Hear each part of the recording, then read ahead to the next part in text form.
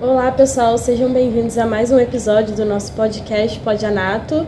Meu nome é Milena, sou aluna do 5º período e monitora de anatomia. Oi gente, eu sou Débora e eu sou aluna do 5º período e ex-monitora de anatomia. Também estou fazendo parte desse projeto incrível que é o Podanato. E hoje nós estamos com o nosso professor de neurologia muito incrível, que é o Antônio Werneck. Ele é formado em medicina e graduado em medicina, mestrado e doutorado em neurologia pela UFRJ e é o nosso professor aqui na faculdade desde 2001. Professor, seja bem-vindo. Obrigado, Débora. Obrigado, Milena. Obrigado a todas vocês. Bom, então vamos começar. Eu gostaria primeiro que você explicasse um pouquinho mais sobre as funções gerais do sistema nervoso central e sobre hemisférios, e também talvez se você quisesse contar alguma história sobre isso, o que você acha? A gente pode falar um pouco mais talvez sobre a memória, né? Sim. Essa memória visual, por exemplo, que você tem de lembranças. Por exemplo, que eu perguntei a Milena, você lembra do seu colégio, quando você foi abandonada, eu até fiz uma brincadeira lá com sua mãe, lá no colégio. Então é uma memória que vem porque é algo que te marcou muito. Então você lembra dessa situação. Então é o hipocampo com o córtex occipital. Sim. Você mora aqui no Rio de Janeiro, Milena? Tô morando. Nasceu aqui? Aqui não. Você nasceu em outra cidade? Na Baixada. Na Baixada. Então, você se lembra da casa que você morava lá? Uhum. Lembra, claro, da sua infância, colégio, tudo. Então você vai se lembrar disso numa condição emocional marcante para você. Você vai lembrar de episódios marcantes. Porque esses episódios emocionais são muito marcantes, você fixa melhor, você grava melhor e dá muita importância àquilo, sem às vezes você saber. Você dá muita importância àquilo. Então, quer dizer, a condição emocional é uma condição básica para a memória. A condição emocional é básica. Eu já mesmo falei aqui para vocês porque que estão estudando medicina, nós todos, condições puramente emocionais. E essa emoção, tristeza, alegria, depende dos núcleos da base, caudado, putâmen. Por exemplo, você pode ter uma coisa que eu não falei, o movimento psicogênico involuntário. Vamos supor que eu estou morando numa comunidade muito violenta. Aí, de repente, entra um sujeito armado na minha casa, com um rifle, e ameaça meu pai e minha mãe. Eu fico com medo, eu tremo, de medo. Aí começa a Covid. Anos depois, eu estou com 60 anos de idade, minha loja vai fechar. Eu começo a tremer, porque o cérebro memorizou.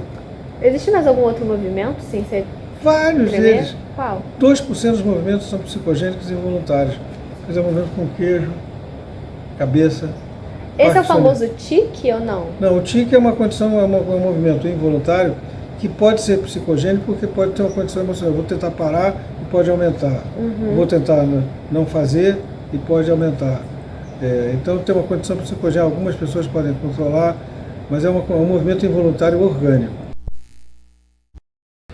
Então a linguagem é a figura mais importante. Agora você imagina o seguinte, se a posição mais importante do corpo humano, para minha opinião, porque é por causa dela que nós estamos aqui, como é que ela foi descrita somente em 1864? Quer dizer, em 1864 tem muitos anos atrás, mas olha quantos anos se levou para conhecer a área, mas já se conhecia o coração, pulmão, fígado, o abdômen, tudo já se conhecia, menos a área da linguagem. Isso foi descrito pela primeira vez por Paul Broca, não é Broca, é Broca, que era belga radicalizado na França, e ele era um paciente que estava internado no hospital chamado Hospital Salpêtrière, que está até hoje lá em Paris. É um palácio maravilhoso. Depois, se quiser, até a gente pode mostrar a fotografia. É uma coisa maravilhosa. Você chega do metrô, o metrô sai da profundidade e vai à superfície, é uma estação, você vê o palácio ao lado, preservado, maravilhoso outro. E lá tem o Museu da Neurologia. Então a neurologia começou nessa época, nesse Hospital Salpêtrière na França, e começou com o estudo da linguagem, né? Da gestualidade. Na verdade, as primeiras pessoas internadas nesse hospital eram mulheres homeless, mulheres da rua, que causavam muito susto às pessoas ficavam chocadas com aquilo. E então elas foram jogadas, literalmente jogadas dentro desse hospital. E tem um quadro famoso de Charcot, ele examinando uma dessas mulheres e ela caída, e como se fosse, usar um termo histeria, como se fosse de hístero do útero da mulher. Hoje se sabe que tanto as disfunções funcionais ou não orgânicas, quer dizer, criadas pela mente, elas podem ocorrer tanto no homem como na mulher. Não precisava ter usado histeria. Histeria é do útero, mas só que o homem também usaria, né? Mas em que contexto que elas foram jogadas assim na rua? Não queriam chocar as pessoas. Esse Assim? hospital que nós passamos aqui, que eu passei agora há pouco, o Hospital São Francisco de Assis, havia no Rio de Janeiro também havia isso. Essas pessoas estão na rua até hoje, já é muito antigo isso. Então o Dom Pedro II resolveu vir ao Rio de Janeiro para inaugurar o colégio que ele não chamou de Pedro II, chamaram em homenagem a ele depois, que fica ali na rua, aquela ruazinha que termina na Central do Brasil. Sim. Bom, e passando ali, resolveram colocar mulheres e homens, todas naquele hospitalzinho ali, para esconder de Dom Pedro II. E ele, não, é o contrário, eu quero ver. E queria ver as mulheres e os homens que estavam no meio da rua. Mas fizeram isso. Havia um choque muito grande cultural dessas pessoas na rua. Algumas não sabiam se comportar, tinham afastadas porque, como até hoje, né? Problemas sociais, São marginalizadas. Alcoolismo, droga, ou impossíveis até de morar. Então, preferiam morar na rua, ou mesmo que não preferissem, eram jogadas na rua. E aí, para Dom Pedro II ver isso, jogaram essas mulheres. A mesma coisa se fazia em Paris. Você imagina Paris, naquela época, aquelas roupas maravilhosas, os cozinheiros, a comida francesa. Você imagina aí uma mulher no meio da rua, era chocante, né? Mas nada justifica isso. E elas foram jogadas e abandonadas lá, literalmente. Várias delas, tem várias fotos delas em ataques histéricos, entre aspas, né? Que é um termo que se chamava, e usou-se o termo histeria como se fosse uma doença chamada histeria do útero. Hoje você sabe que tanto faz homem quanto mulher tem essas manifestações de ansiedade. E alguns eram até movimentos psicogênicos involuntários. Olha só, movimento psicogênico involuntário. Eu tremia, mas eu não estava elaborando o tremor. O tremor era uma condição tremorigênica, né? Bom, aí começou, nessa época, já no final do segundo semestre do século XIX, já era o exame neurológico. Qual é a primeira parte do exame físico geral? É o exame neurológico. Você olha para a Débora, você está vendo a posição dos olhos, da boca, você está vendo a linguagem, a postura, o modo de andar. Inevitavelmente, quando o médico começa com o exame neurológico, até quando a gente nasce.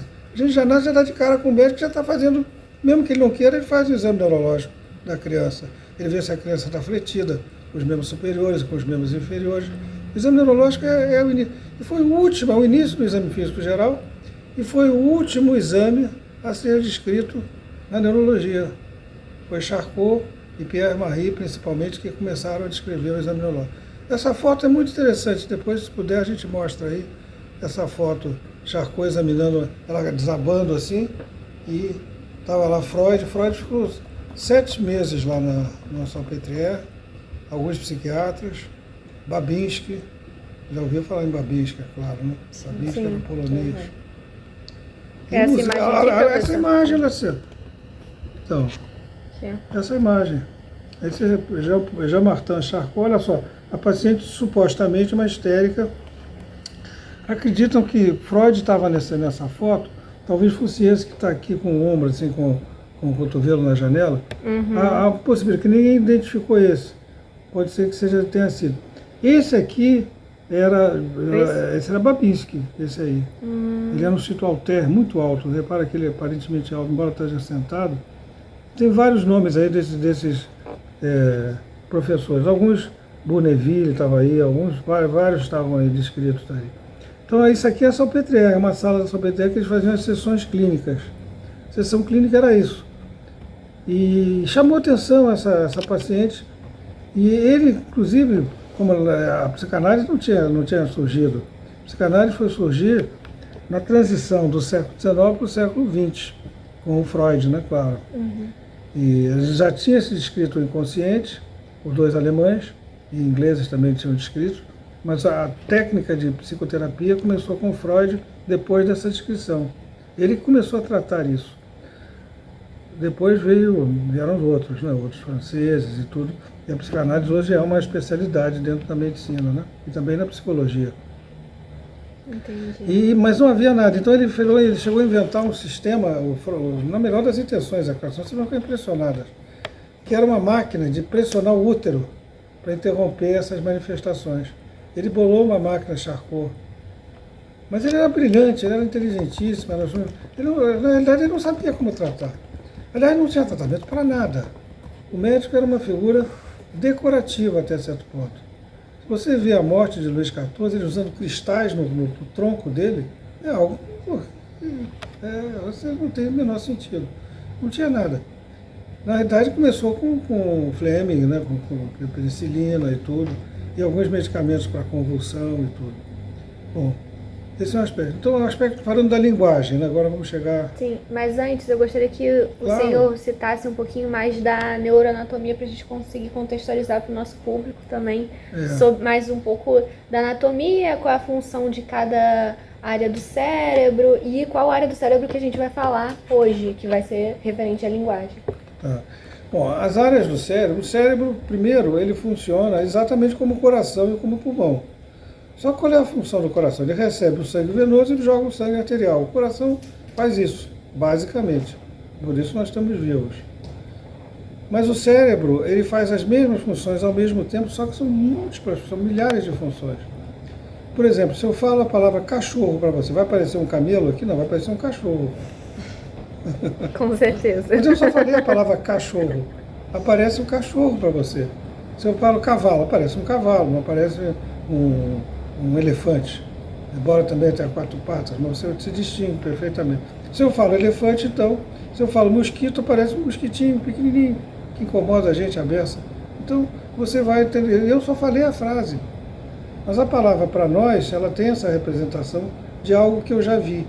Então você tem uma constituição na sua memória e você tem a produção de uma palavra. Então isso é em relação à linguagem. Então vamos falar sobre a memória talvez em primeiro lugar, antes da gente chegar à linguagem, que eu já vi que você quer deixar um pouquinho mais para frente. A memória, ela se baseia principalmente, não existe um local de armazenamento da memória.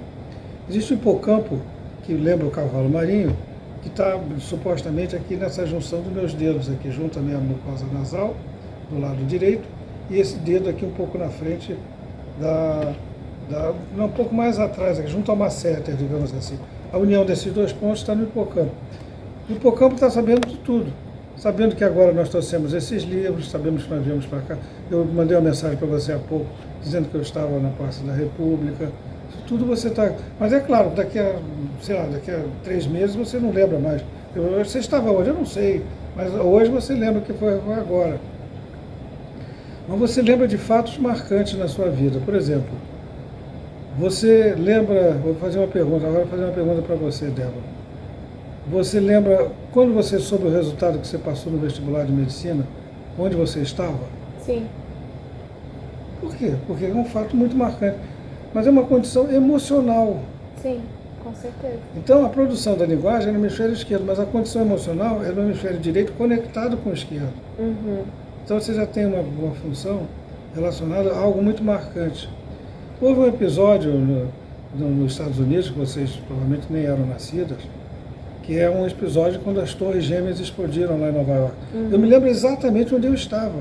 Quer dizer, eu estava aqui no Brasil, estava dando aula na faculdade até, aqui na nossa faculdade, quando um aluno me interrompeu. Professor, sabe o que aconteceu? Eu tinha acabado a aula. Explodiram então um avião em cima das torres gêmeas. Eu me lembro até o Wagner, que depois foi fazer neurologia. Ele está em Pernambuco, ele é professor da Faculdade de Pernambuco de Neurologia. Legal. E o Wagner me falou isso. Aí nós fomos, eu estava dando aula lá no prédio antigo, lá do Hospital do Carmo. Sim. Entrei lá, me lembro até hoje, a televisão mostrando aquela cena. Eu falei, bom, isso é um videotape? Não, é o segundo avião. Era o segundo avião entrando na torre. Um negócio chocante, um negócio...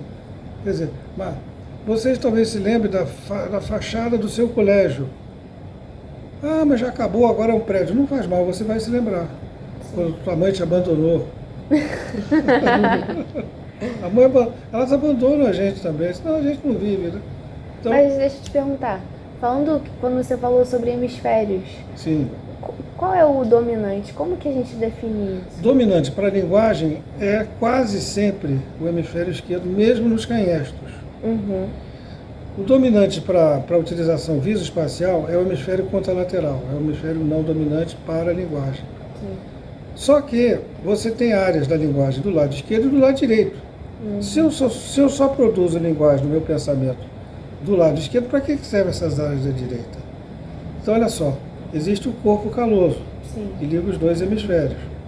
Esse corpo caloso liga o esquerdo ao direito. Se o direito não produz para a palavra, você consegue falar, Débora, sem usar sua emoção? Não. Você não consegue. Você manda uma mensagem. É só ver uma pessoa mexendo no telefone, falando com alguém, que ela vai começar a expressar diversas emoções. É, realmente. Você manda uma mensagem para uma colega sua da turma. Sim. Escuta, você devolveu minha apostila, eu estou com as aulas, você manda irritada, chateada com ela. Mas ela percebe isso, a forma como você digita, como você mandou a mensagem. Ela não falou nada, você nem viu ela, você só viu a letra dela. Mas a forma como você recebe a mensagem pode ser uma mensagem envolvendo algo preocupante. Uhum. E aí você tem uma área de recepção da linguagem emocional do outro lado. Emocional, mas que conecta com o que você está recebendo. Quer dizer, sempre as duas estão juntas. O cérebro é tudo junto. Por isso que eu falei essa palavra cachorro, para vocês imaginarem exatamente. São longos feixes de axônios. Aí não tem a imagem, mas você tem longos feixes de axônios que começam, por exemplo, tem um feixe fronto-occipital, olha só, ele vem daqui até, é o maior feixe axonal que nós temos no cérebro. Então, quando eu falo, eu estacionei meu carro na garagem. Olha só, eu não estou na garagem, mas eu posso imaginar que eu estou saindo daqui, pegando aquele corredor, vou pegar o elevador e vou para a garagem. Eu não vou para a direita, porque eu vim de lá para cá, então eu não vou para a direita. Sim. Então eu tenho uma memória visual de que algo está se processando de lá para cá. Então eu vou para lá, me lembro até da fisionomia do rapaz que estava lá que me atendeu. Claro que daqui a algum tempo eu posso esquecer, mas eu me lembro. Então isso tudo passa pelo hipocampo, uma conexão do hipocampo com a memória visual. Mas essa memória não é primeiro hipocampo, depois, entendeu? É tudo junto, Sim. tudo simultâneo, tudo ao mesmo tempo. Outra função extremamente importante no cérebro é a música. Não existe um centro. Você toca algum instrumento musical? Você toca Toco um pouco de teclado, mas é importantíssimo. Melhor atividade para o cérebro é tocar instrumento musical. A segunda é a leitura. E a pior de todas, assistir televisão. Você não precisa fazer nada. Olha lá. Está falando, está comentando, está vendo, está dizendo, não precisa ver nada, imaginar nada. Não que não deva assistir, mas é sempre limitado. Não se pode confiar naquilo. Então a leitura, por exemplo, um livro desse, Medicina Interna, você pode lembrar de às vezes uma foto do livro. E na televisão é difícil você lembrar de fotos. Você pode lembrar de acidentes, caiu a barragem, não sei aonde, mas você não lembra da imagem. Ali tem uma imagem fixa. Tudo isso é importante na neurociência, né? Essa visão da medicina. Mas, professor, deixa eu te perguntar, quais são as áreas relacionadas com a linguagem, assim, do cérebro? Então, no hemisfério esquerdo, a primeira área foi descrita em 1864 por Paul Broca. Uhum. Ele escreveu um carpinteiro que sofreu um acidente. E esse acidente teria sido uma tábua que teria batido na cabeça dele, na região frontal. Esse paciente só falava, como é o seu nome? Tantan. Boa tarde, Tantan. Que horas são? Tantan. Ele só falava Tantan. Então ficou conhecido na França como Monsieur Tantan. Ele era tido como um indivíduo doente mental, como se fosse na época. Não era, não. Ele morreu e Broca conseguiu fazer a necrópsia dele e encontrou uma contusão hemorrágica no opérculo. O opérculo é a base do terceiro giro frontal, à esquerda. E ele escreveu como essa área motor. Mas 2 alemães, pai e filhos, já tinham descrito essas áreas anteriormente, só que não publicaram, fizeram anotações só. Broca comprovou, ficou com uma área de Broca, no pé do terceiro giro. Mas agora vou passar para vocês essa pergunta, Você consegue produzir palavras no seu pensamento e não entender? Produzir palavras no meu pensamento e não Não entender? entender o que você acabou de produzir? Não. Não. Claro, porque está tudo junto. Você não vai produzir uma palavra. Bom, agora deixa eu ver o que eu vou escrever aqui para ver se eu consigo. Não, você imediatamente, a não ser que você fala outra língua também, você fala. Não. Mais ou menos. Mais ou né? menos. Você falasse japonês, aí seria difícil. Mas aí você não vai entender. Sim. Mas se você falasse, você pode jogar essa língua adquirida. Então você tem uma função aí, uma função emocional, que é a conexão do esquerdo com o direito. Veja bem, o direito ele depende do esquerdo para que a palavra seja produzida. E aí você tem uma emoção. Então tem uma área de produção, que é essa área no pé, o opérculo frontal. Tem uma área de recepção da linguagem, descrita por Carl Wernicke em 1900, que é junto ao pavilhão, por motivos óbvios, né? Junto ao pavilhão auricular. E fica o lobo temporal é descrito giro temporal superior, médio e inferior. No terço posterior é a área de recepção da linguagem, a área mais importante do corpo humano, descrita em 1900. É ali no terço posterior do giro temporal superior. É perto do giro angular? Ali na Perto do área... giro angular. O giro angular foi conhecido depois, o giro angular e o giro supramarginal. São giros associados à projeção do lobo parietal. O lobo parietal é o seguinte, por exemplo, eu sou uma bagunçada, mas eu procuro organizar, dentro da minha organização, é porque tem pouca coisa, é uma bagunça total. Mas a Débora é organizada, ela já abriu ali, com todos, você também, vocês estão todos organizados. Então, é o que parece, né? Não, mas eu falo. É o que parece. Projeção visoespacial. Ok. É projeção não é visual, visoespacial. E quando você tem a linguagem, você tem, digamos que eu falo a letra E para vocês. O que vocês vão imaginar? Uma letra E, se eu falar, olha, imagina a letra, tipo, numa maiúscula, seria E. Então a E minúscula, você pode usar essa terminologia. Você vai lembrar as duas. Mas se eu falar vocês só ouviram. Entendeu? Você ouviu a letra E e você desenha ela na sua frente. Você está conectando a área da memória auditiva com a área do lobo parietal e você desenha ela na sua frente. É interessantíssimo isso, né? E, professor, sabendo das funções dessas áreas, se ocorrer uma lesão, como que seria cada uma delas? Então, na lesão, essa área é a área relacionada com o giro angular, que você queria saber. A leitura, principalmente o giro supramarginal. Supramarginal porque está acima da margem do cisura de Sylvius. Lembra da cisura de Sylvius? Está aqui, separa o lobo temporal do lobo parietal do frontal. É o sulco lateral, né? É, cisura de Sylvius. S-Y-L-V-I-U-S. Sylvius descreveu. Na neuroanatomia tem muito latim. Então a lesão do giro angular está associada à leitura. A lesão do giro submarginal mais a escrita. Qual é a diferença? Olha só, quando eu leio, alguém escreveu medicina interna para mim, Harrison. Está lá. Eu não escrevi isso. Foi colocado ali, eu estou lendo medicina interna. Estou usando muito mais uma área de recepção. Então, mas eu tenho que saber escrever, porque eu tenho que saber escrever medicina interna. Se eu não souber ler medicina interna, também não vou saber escrever. É tudo junto. O giro supramarginal está logo atrás do giro angular, que tem a forma de um ângulo, por isso o nome de angular, na curvatura da área de Silva. Tudo isso, escrita e leitura. Para vocês terem uma ideia, sabe qual é a proporção de crianças americanas com retardo na linguagem? É impressionante, é assustador. 15%. 15% das crianças que nascem nos Estados Unidos têm déficit de linguagem. Não é na Etiópia, com todo respeito à Etiópia, mas países subdesenvolvidos, Sudão, são países mais subdesenvolvidos. Você esperava um índice maior. Mas nos Estados Unidos tem. As pessoas têm dificuldade na linguagem.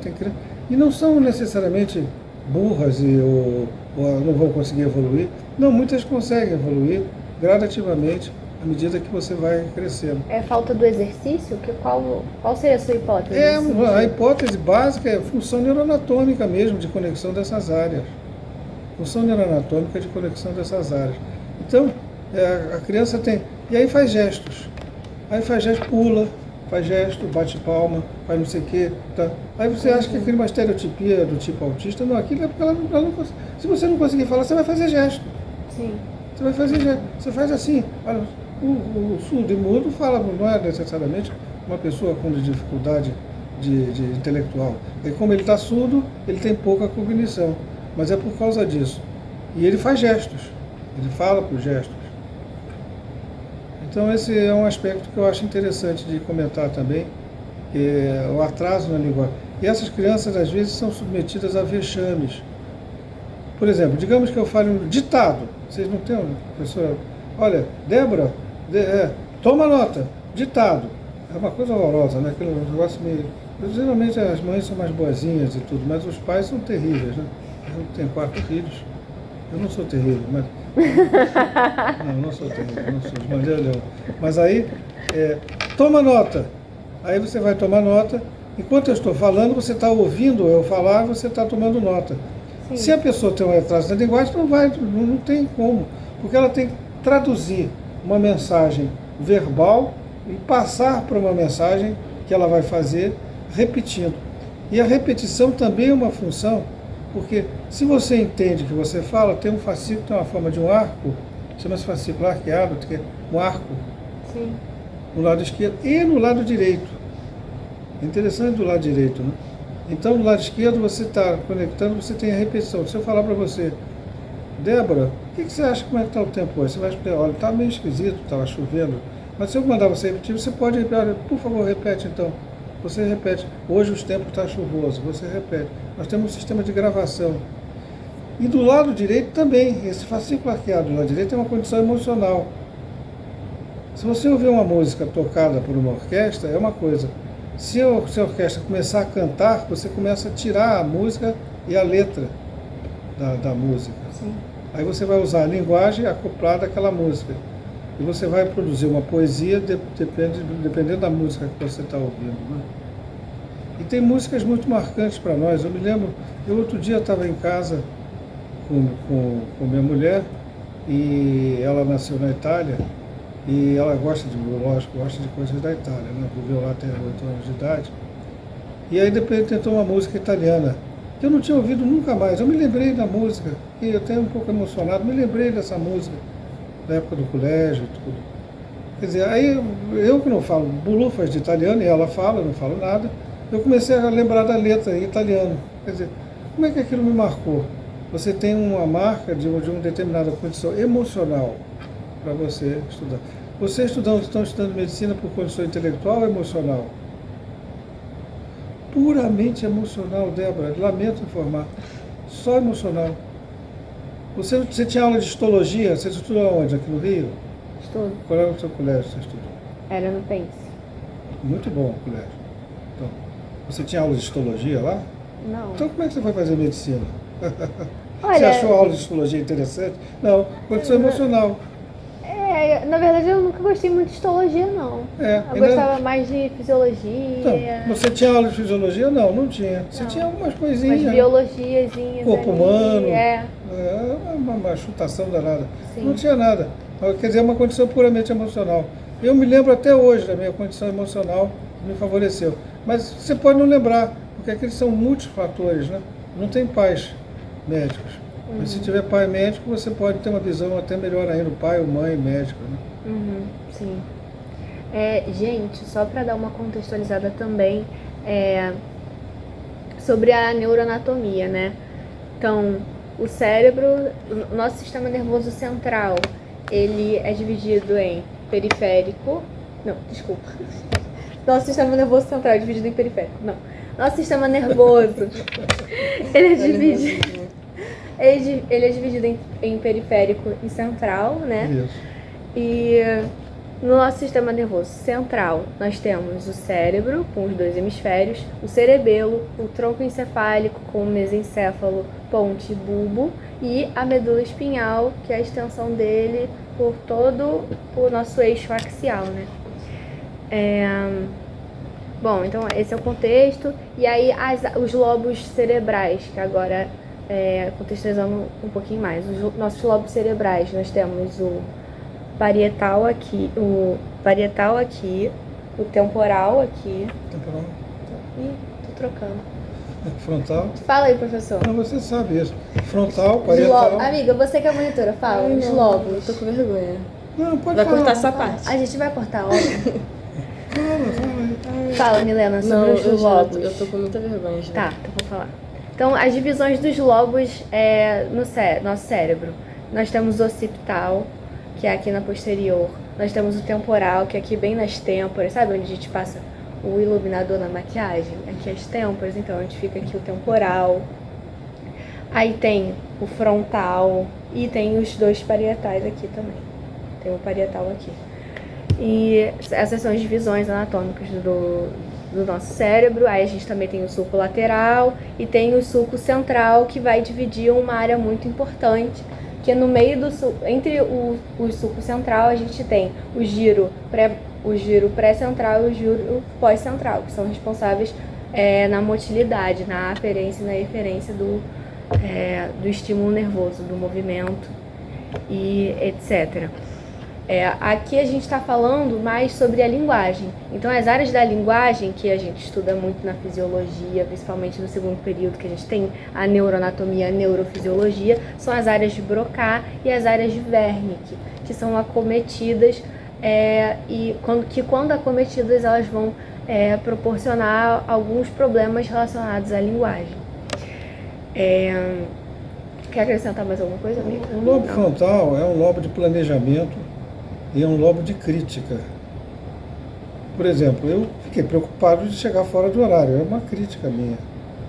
Os 10 mandamentos, amar a Deus sobre todas as coisas. Depois vem tudo, não pode fazer isso, não pode fazer aquilo, não pode roubar, não pode fazer isso, não pode vestir aquilo. Tudo é o lobo frontal. Sim. Os 10 mandamentos é o lobo frontal ipsilítere. Amar a Deus sobre todas as coisas. Depois não pode desejar a mulher do próximo, não pode roubar, não matarás, não sei o quê. Então é tudo crítica. Então esse é o lobo frontal.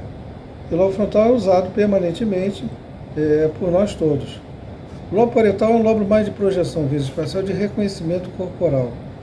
O reconhecimento corporal é muito importante. Por exemplo, você Milena, é destra? Uhum. Todos nós destros? Sim. Também destra? Então, por que você é destra? Porque todo mundo escolheu o lado direito? Não faço ideia, professor. A sua percepção do seu corpo é melhor à direita. Você percebe o seu corpo. A sua própria percepção é tão importante quanto a força. Sim. Por exemplo, se você fechar os olhos, você sabe como é que está o seu braço direito, como é que está a sua perna direita, como é que está o dedo mínimo do pé direito ou do pé esquerdo. O dedo mínimo. Você está com as mãos aqui atrás, você sabe se elas estão paradas ou estão se movimentando. Então, isso é a percepção do corpo.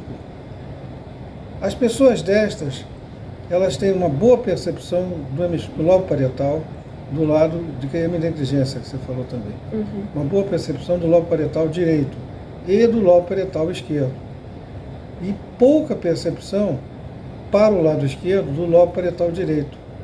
Então, vou tentar repetir isso de uma outra maneira. É que teria que desenhar isso para poder mesmo. Por que eu sou destro?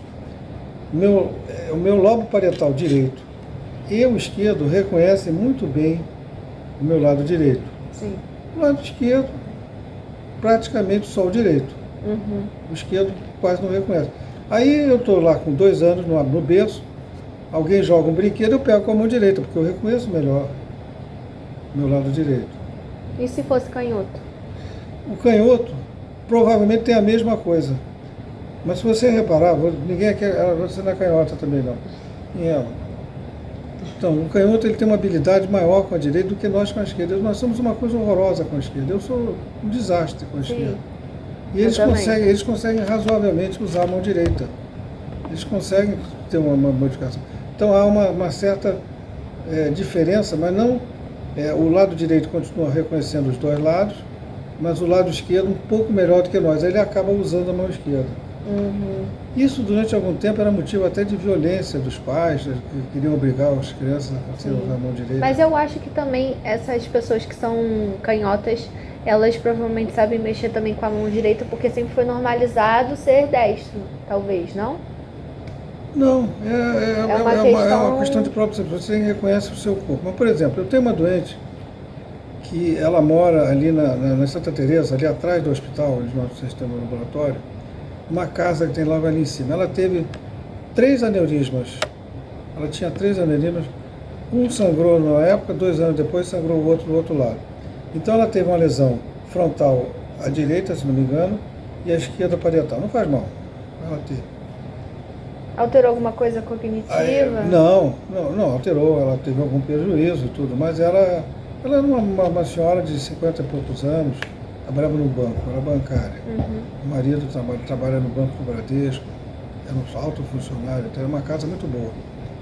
E aí ela pediu o seguinte: a primeira vez que eu fui examiná-la, dona Luísa, a senhora está bem? Ela, escuta, o senhor me faz um favor, o senhor passa desse lado aqui, porque aqui eu escuto melhor o senhor.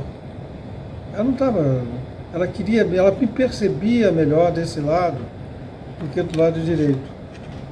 Ela tinha uma percepção melhor. Então isso vai ser negligência. Que é a negligência contralateral. Exatamente. Tem um desenho, tem um famoso cineasta italiano chamado Federico Fellini.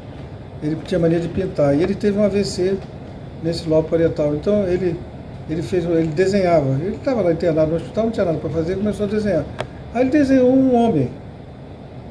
Donde ela sinistra, ele falou em italiano. Donde ela sinistra? Não tinha o lado esquerdo, o homem era só uma tripa, entre aspas, do lado direito. Ele não desenhou o lado esquerdo. Ele não reconhecia mais o lado esquerdo. Então a hemionegligência ela pode ser a direita ou a esquerda, mas é mais comum que seja a direita. Então por isso que ela pedia para eu parar desse lado aqui, o lado esquerdo. Sim. Ela me percebia melhor. E é muito interessante porque a pessoa começa, você pede para a pessoa fazer um relógio. Ela não termina o relógio, ela começa 1, 2, 3, ou ela não fecha o relógio, não termina de desenhar, ou ela faz meio inclinado pro lado que ela está conseguindo focar. Aí essa é a negligência contralateral. E ela acredita que tá que completo. tá certo, que tá completo. Aquilo é o relógio dela. Aquilo é a realidade dela, né? Então, por isso que é negligência contralateral, porque a pessoa vai se descuidar na imagem que é contralateral à lesão que ela está tendo. Eu tinha um paciente, já tem muitos anos isso, que ele tinha essa hemionegligência e era do lado direito. E ele dizia para mim, não, do lado esquerdo, levanta o lado esquerdo. Agora levanta o lado direito. Agora levanta o lado esquerdo. Agora levanta o lado direito. O lado direito, para, ele não tinha nenhum déficit motor. Eu falei, escuta, o senhor não está mexendo com o braço direito. Com o braço direito estou mexendo sim, olha aqui. Ele insistia. Aí eu peguei o braço dele e mostrei para ele, mas escuta, esse aqui, que braço é esse? Esse braço é de alguém, alguém deixou esse braço aí, esse braço não é meu não. Não. Ele perdeu a noção. Você não sabe, parece uma coisa do além, não é não. Você não sabe, de olhos fechados, você tem o seu lado direito e o seu lado esquerdo. Então alguma área é responsável por isso, é essa área que foi afetada. Normalmente afeta um pouco a própria percepção, né? Total. Porque Total. se você pegou no braço dele, ele não, esse braço não é meu. O teste do relógio vira exatamente isso. Ele é extremamente fácil de ser feito. Você pode ver também a projeção visoespacial. Não é só isso. Isso até é negligência, não é tão comum no teste do relógio. É mais comum o paciente não saber o afastamento entre os números. Então bota um. Você dançava balé quando criança? Fez balé? Não tinha espelho. Vocês fizeram todas? Fez balé? Só você, só a Milene? Você fez, Débora? As duas fizeram. Tinha espelho, não tinha? Para que aquele espelho? Por que tinha aquele espelho? Você estava se vendo no espelho.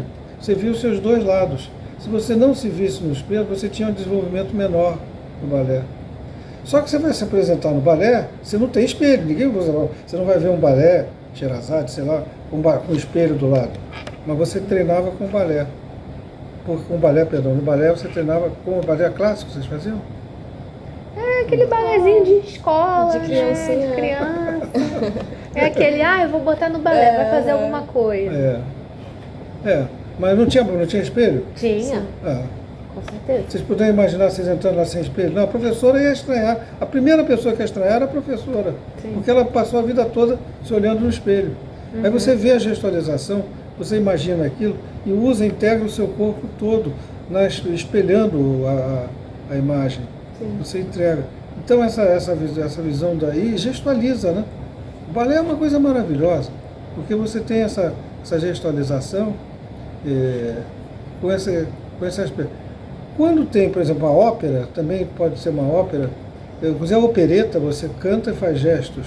Opereta, né? Tem operetas famosas, mas você canta, mas só o balé já é uma expressão da linguagem. Qualquer dança, né, professor? Qualquer dança, qualquer dança. Dança com o tango, por exemplo, eu não danço absolutamente nada. Não toco instrumento nenhum. Você toca instrumento, Guilherme? Nada. A Débora toca teclado, imagina, não é brincadeira não, Débora. Ah, É difícil. eu tinha um YouTube e um sonho, né? Eu pesquisava o tutorial e eu aprendia. Mas eu Você não fez aula, não? Foi Não, sozinho? foi eu e eu mesma. Ah, não lembro. É que eu tenho vários hobbies. Aí a cada férias eu vou criando vários hobbies e fazendo coisas diferentes. Que eu não gosto de ficar parada. Tem um estudo muito interessante de muito dois gêmeos de 5 anos de idade, e que um já tinha uma vocação instrumental muito grande, e o outro não. Uhum. E um queria estudar piano, e o O outro bom, o que era tinha uma habilidoso. vocação. Sim. E aí fizeram uma ressonância funcional para ver as fibras do fascículo arqueado que ligava as duas áreas de um e de outro. 5 anos depois eles fizeram. O que tocava o instrumento tinha 1,5 a mais de áreas de conexão do lado esquerdo do que o outro que não fazia. Caramba. Só Lembrando, gente, que o fascículo arqueado é o que liga as áreas de Broca e Wernicke, que são áreas muito importantes da nossa linguagem, né? Que é a área de Broca é da produção da linguagem e a área de Wernicke, que é sobre a compreensão. Desculpa te cortar. Não, é isso mesmo, é ótimo. Né? Tô certa, né, professor? Certíssimo. A área de Wernicke foi descrita por Carl Wernicke em 1900. Uhum. É impressionante, ele não errou absolutamente nada. A descrição dele é fantástica. Depois, se vocês puderem, dê uma lida. Durante alguns anos, eu tinha uns sonhos aqui, eu sempre gostei muito de história da medicina. Uhum. E Nós notamos. Notaram isso. Eu, uma vez, eu tentei fazer... Eu não chamei de história, eu falei, vamos criar uma disciplina chamada Evolução da Medicina. Não era história, era para evolução, do início até agora como está. Com certeza. Entendeu? Mas não conseguia. Também tem muita coisa. A vida está muito corrida hoje em dia. Aí você começa a filosofar, essas coisas. Mas é muito importante. Por exemplo, existe uma doença chamada distrofia muscular, distrofia miotônica. A distrofia miotônica foi descrita na Alemanha e era um sujeito que, eu não vou falar o nome dele agora, que os alemães têm lá, sei lá, 2 semanas de verão. Deve ser o máximo deles. Um frio desgraçado. E eles fazem excursões, piqueniques. Leva a família, vai a comida e tudo, né? Uhum. E Steinert era esse médico.